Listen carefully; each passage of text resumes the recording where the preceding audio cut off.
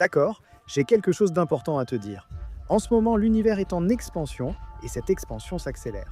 Pendant 25 ans, les physiciens pensaient que cette accélération ne cesserait jamais et que l'univers s'étendrait toujours, jusqu'à ce que chaque étoile s'éteigne, que chaque trou noir s'évapore et qu'il ne reste plus que le froid, le vide, le néant, la mort thermique de l'univers. L'an dernier seulement, ce télescope en Arizona a cartographié 14 millions de galaxies et découvert quelque chose d'inattendu. La force qui sépare l'univers semble devenir plus faible, et si elle continue de diminuer, la gravité finira par l'emporter. L'univers cesse de s'étendre, fait marche arrière et s'effondre sur lui-même, écrasant chaque galaxie, chaque étoile, chaque atome de votre corps dans un espace plus petit qu'un proton. Le grand effondrement. Mais un autre point m'a empêché de dormir pendant mes recherches. Certains physiciens estiment que l'histoire ne s'arrête pas là. Ils pensent que l'effondrement déclenche un tout nouveau Big Bang, un nouvel univers né de la mort d'une autre, le grand rebond. Alors dans cette vidéo, nous allons faire un voyage jusqu'à la fin des temps, pour voir comment la mort de notre univers pourrait en réalité donner naissance à un autre. Il y a 13,8 milliards d'années, tout dans notre univers était beaucoup plus rapproché, et je veux dire absolument tout. Non seulement les galaxies et les étoiles, mais aussi l'espace dans lequel ces galaxies existent, étaient compressés ensemble, puis l'univers s'est étendu. S'il a commencé à la taille d'une bille, il a grandi jusqu'à la taille de l'univers observable en moins d'un trillième de trillième de trillième de seconde. L'idée classique d'une singularité du Big Bang a été populaire pendant longtemps. Mais récemment, les scientifiques ont commencé à privilégier une autre théorie, l'inflation cosmique. J'ai une vidéo complète sur ce sujet à regarder après celle-ci. Pour l'instant, retiens seulement que l'univers était très comprimé, et pour une raison encore inconnue, il s'est étendu jusqu'à devenir l'immense univers actuel. Au début des années 1900, les physiciens ont découvert l'expansion de l'univers et ont aussitôt envisagé ce qui pourrait arriver dans le futur lointain. Des milliards d'années plus tard, pour comprendre comment l'univers finirait. Une idée surpassait les autres, car la logique était simple. S'il y avait assez de matière dans le cosmos, alors la gravité finirait par l'emporter. À mesure que l'univers s'étend, il ralentira lorsque la gravité commencera à prendre le dessus. Un jour, il s'arrête et fait marche arrière. Imaginez que vous lancez une balle droit vers le ciel. Vous la lancez, elle monte, puis elle retombe sur Terre grâce à la gravité. Eh bien, l'univers pourrait faire à peu près la même chose, s'étendre vers l'extérieur puis s'effondrer sur lui-même. Le Big Crunch a longtemps été la principale théorie sur la fin de l'univers. Mais comme je l'ai mentionné, certains physiciens ont poussé cette idée encore plus loin. Ils se sont demandé, et si l'univers ne s'effondrait pas simplement? Et s'il rebondissait? L'idée était incroyable. L'univers s'étend, la gravité finit par tout ramener ensemble dans le Big Crunch, mais au lieu d'être écrasé dans le néant, les conditions extrêmes au point le plus bas déclenchent un tout nouveau Big Bang. Un nouvel univers naît des cendres de l'ancien. Et si cela pouvait arriver une fois, pourquoi pas encore et encore et encore? Certains physiciens ont imaginé l'univers traversant une série infinie de ces cycles, s'étendant, s'effondrant, rebondissant, s'étendant encore et encore pour toujours. Dans cette vidéo, je vais vous expliquer en détail à quoi ressemblerait le Big Crunch et vous montrer ce qui se passe au fond lorsque l'univers tente de rebondir. Mais d'abord, il y a un problème car en 1998, ces deux idées ont été pratiquement abandonnées. Deux équipes rivales étudiant les explosions de supernovas lointaines ont fait une découverte inattendue. L'expansion de l'univers ne ralentit pas, elle s'accélère. Quelque chose repoussait le cosmos de plus en plus vite et personne ne savait ce que c'était. Ils l'ont appelée énergie noire et elle représente environ 68% de tout ce qui existe. C'était évidemment dévastateur pour le Big Crunch. Si l'expansion s'accélère, alors la gravité ne gagne jamais. La balle que tu as lancée en l'air ne fait pas que continuer à monter. Elle a une sorte de fusée attachée qui l'emmène dans l'espace. Elle ne redescend jamais. Et si l'univers ne s'effondre jamais, il ne rebondit certainement jamais non plus. Pas d'effondrement, pas de rebond, pas de nouveau Big Bang. Les deux idées étaient mortes dans l'œuf. À la place, l'univers s'étend pour toujours. Les étoiles s'éteignent, les trous noirs s'évaporent sur des échelles de temps inimaginables. Et finalement, il ne reste plus rien d'autre qu'un vide incompréhensiblement vaste, froid et vide. C'est la mort thermique de l'univers. En gros, rien pour l'éternité. Pendant 25 ans, c'était la réponse. Affaire classée. Mais c'est là que les choses deviennent vraiment intéressantes. En 2025, l'instrument spectroscopique d'énergie sombre, ou DESI, une vaste enquête télescopique basée en Arizona, a publié des données qui ont bouleversé le monde de la cosmologie. DESI a répertorié les positions de plus de 14 millions de galaxies et de quasars, créant ainsi la plus grande carte 3D de l'univers de l'histoire. En utilisant cette carte, ils ont mesuré ce qu'on appelle l'échelle de l'arc, qui est la clé de toute cette découverte. Alors restez avec moi. Au cours des 386 premières années de l'univers, il n'y avait pas d'espace vide. Tout était une immense soupe de plasma et des ondes sonores ondulées à travers cette soupe, tout comme les ondes sonores se déplacent dans l'air. La gravité fonctionnait toujours. Toutes les zones contenant plus de matière avaient tendance à s'agglomérer et à essayer de s'effondrer sous l'effet de la gravité. Mais cette force était rapidement contrebalancée par la pression de radiation, la lumière elle-même repoussant la soupe. C'est de cette interaction que proviennent ces ondes sonores. Lorsque l'univers s'est enfin suffisamment refroidi pour permettre la formation des premiers atomes, le plasma s'est transformé en un immense nuage de gaz et ces ondes sonores se sont figées sur place. Elles ne pouvaient plus voyager dans la soupe. C'est comme jeter une pierre dans un lac, voir les vagues, puis le lac gèle d'un coup. Maintenant, c'est là que ça devient fou. Ces motifs correspondent aux endroits où les galaxies préféraient se former.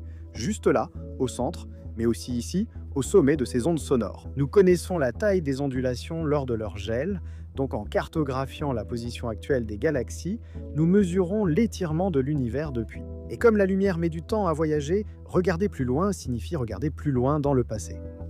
DESI a cartographié les galaxies sur 11 milliards d'années d'histoire cosmique. Et lorsqu'ils ont mesuré comment l'univers s'étendait à différentes époques, le résultat a été surprenant.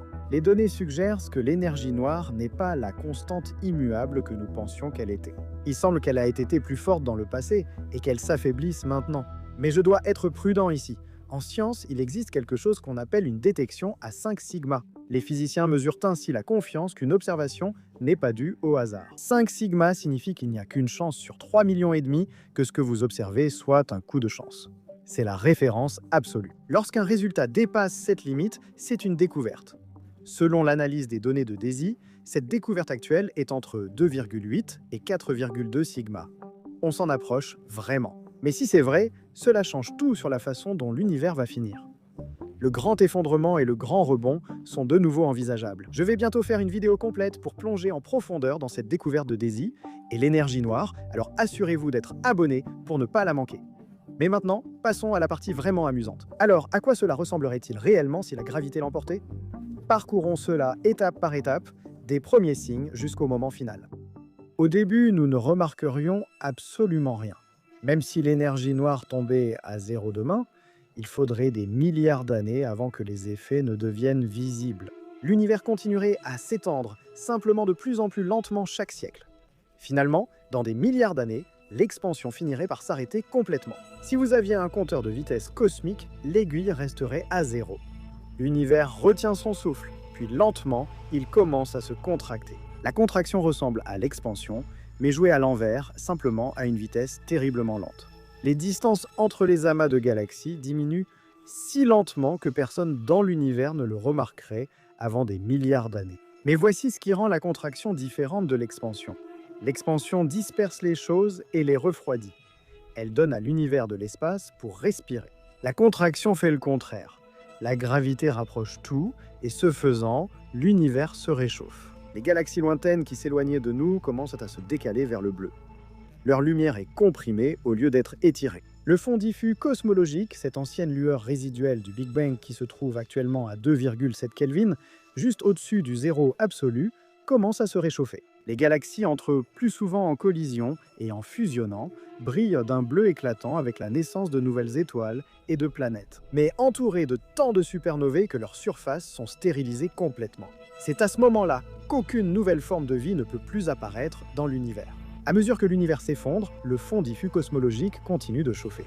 3 degrés, puis 10 degrés, puis 20, mais il n'est pas seul. La lumière des étoiles et des trous noirs brillamment lumineux est également comprimée. Alors que l'univers se réeffondre, la toile cosmique d'étoiles et de trous noirs dans notre galaxie se réchauffe plus vite que le fond diffus cosmologique. Toute leur lumière des derniers d'un milliard d'années est progressivement comprimée de plus en plus jusqu'à ce que les choses commencent à devenir chaotiques. Cette radiation enflammera la surface des étoiles bien avant qu'elles ne se percutent entre elles. Chaque planète dans chaque galaxie devient un rocher calciné et sans vie. Le seul endroit sûr pour l'humanité serait désormais l'espace vide entre les galaxies. À mesure que la contraction s'accélère, le réchauffement s'accélère aussi. C'est un processus incontrôlable. La gravité qui rapproche les choses rend la gravité plus forte, ce qui rapproche les choses encore plus vite. Le CMB se réchauffe au-delà du spectre des micro-ondes pour passer à l'infrarouge, puis à la lumière visible, puis à l'ultraviolet. Tout le ciel devient un mur de radiation. Il n'y a plus de nuit. Partout où tu regardes, la lumière et la chaleur deviennent toujours plus intenses et brûlantes. À ce stade, la température de l'espace lui-même dépasse celle de la surface des étoiles. Les étoiles ne peuvent plus évacuer leur chaleur car l'espace autour d'elles est plus chaud qu'elles. Elles gonflent, se brisent et se dissolvent dans le plasma environnant. Les galaxies qui ont mis des milliards d'années à se former sont écrasées ensemble dans un carambolage cosmique. Les systèmes solaires individuels sont déchirés. Les planètes ont depuis longtemps été détruites. Puis les atomes eux-mêmes commencent à se briser, les températures dépassent des milliards de degrés, arrachant les électrons de leurs noyaux. Les noyaux eux-mêmes se brisent en protons et neutrons individuels, puis ceux-ci se décomposent en quarks et gluons. L'univers entier devient une boule rétrécissante de plasma de quarks et de gluons, la même soupe primordiale qui existait dans les toutes premières microsecondes après le Big Bang. Tout devient plus chaud, plus dense, plus extrême à chaque instant qui passe. Dans ces derniers instants, l'univers s'effondre plus vite que la lumière. L'espace lui-même se contracte. La densité et la température grimpent vers l'infini. Si les équations d'Einstein étaient toute l'histoire, cela se terminerait par une singularité, un point de densité infini où le temps lui-même s'arrête. La plupart des physiciens pensent aujourd'hui que cela n'arriverait pas. Ce problème est déjà apparu avec le Big Bang, et le consensus est que les singularités ne relèvent pas de la physique réelle. Voici ce qui arrive quand on pousse les équations trop loin. Mais que se passe-t-il vraiment lors du grand effondrement? À ces densités extrêmes, les équations d'Einstein ne suffisent tout simplement pas. La mécanique quantique et la cosmologie quantique à boucle, théorie la plus avancée, prédisant quelque chose d'extraordinaire. À des densités normales, la gravité est attractive, elle attire les choses, c'est ce qui provoque l'effondrement. Mais à une densité absurde appelée la densité de Planck, les effets quantiques dans la géométrie de l'espace lui-même génèrent une force répulsive puissante qui surpasse complètement la gravité. Pour vous donner une idée de la densité dont il s'agit, prenez le trou noir le plus massif jamais découvert, ton 618, 66 milliards de fois la masse de notre Soleil. Maintenant, comprimez tout cela dans une sphère 5000 fois plus petite qu'un proton. Vous venez d'atteindre la densité de Planck. C'est comme si l'univers avait un trampoline intégré. Vous pouvez tomber vers le sol de plus en plus vite, mais tout en bas, au lieu de toucher le sol, vous rebondissez. La singularité est remplacée par le grand rebond, un pont quantique fluide entre un univers mourant et un univers nouveau-né. Toute cette énergie comprimée du grand effondrement est convertie en matière première pour le nouvel univers. En une fraction de seconde, cet état ultra dense explose vers l'extérieur, un tout nouveau Big Bang. L'univers traverse alors les mêmes étapes que le nôtre. Un plasma incroyablement chaud remplit tout l'espace. Pendant des centaines de milliers d'années, il se refroidit, les atomes se forment, la lumière se libère, la gravité façonne la matière en étoiles, en galaxies, et peut-être même, finalement, en planètes. Mais voici la partie incroyable. Cet univers ne ressemblerait presque certainement en rien au nôtre. Les fluctuations quantiques, qui déterminent où les galaxies se forment, sont aléatoires, donc le nouveau cosmos aurait une carte complètement différente. Des galaxies et systèmes solaires différents, tout changerait. Et dans certains modèles, même les constantes fondamentales de la physique sont redistribuées lors du rebond. L'intensité de la gravité, la masse de l'électron, la vitesse de la lumière. Vous pourriez vous retrouver dans un univers où les étoiles ne peuvent pas se former du tout, ou dans un autre où la chimie fonctionne d'une manière que nous ne pouvons même pas imaginer. Chaque rebond est un tout nouveau lancer de dés cosmiques. Et cela mène probablement à la question la plus profonde de toutes. Est-ce que cela s'est déjà produit auparavant? Si l'univers peut rebondir, pourquoi pas pour toujours? Des physiciens comme Paul Steinhardt à Princeton ont passé des décennies à développer des modèles cycliques où l'univers traverse une série infinie d'expansions et de contractions. Chaque Big Crunch mène à un nouveau Big Bang, encore et encore. Dans cette perspective, notre univers n'est même pas une histoire, c'est un chapitre dans un livre sans début ni fin. Maintenant, vous vous dites peut-être que cela semble incroyable, mais est-ce que tout cela est réellement testable? Je veux dire, nous essayons de faire de la science ici. Et la réponse est, étonnamment, oui. Le modèle cyclique fait une prédiction audacieuse. Les ondes gravitationnelles primordiales devraient être essentiellement indétectables. Une future mission appelée Lightbird, développée par l'agence spatiale japonaise, recherchera précisément ce signal. S'il trouve de fortes ondes gravitationnelles, le modèle cyclique est mort. Mais s'il ne trouve rien, cela constitue une preuve en sa faveur.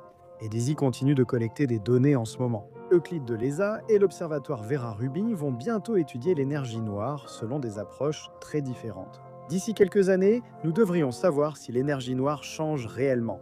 Et si c'est le cas, le Big Crunch passera d'une expérience de pensée à une réalité. Et, encore plus fou si la gravité quantique a raison, ça ne s'arrête pas là. L'univers rebondit. Nouvel espace, temps, galaxies, étoiles, peut-être même une physique différente. Chaque rebond est un nouveau lancer de dés cosmiques. Nous ne vivons peut-être pas dans un univers, mais dans un battement de cœur de quelque chose qui n'a ni début ni fin. Et les instruments capables de le prouver recueillent des données en ce moment même.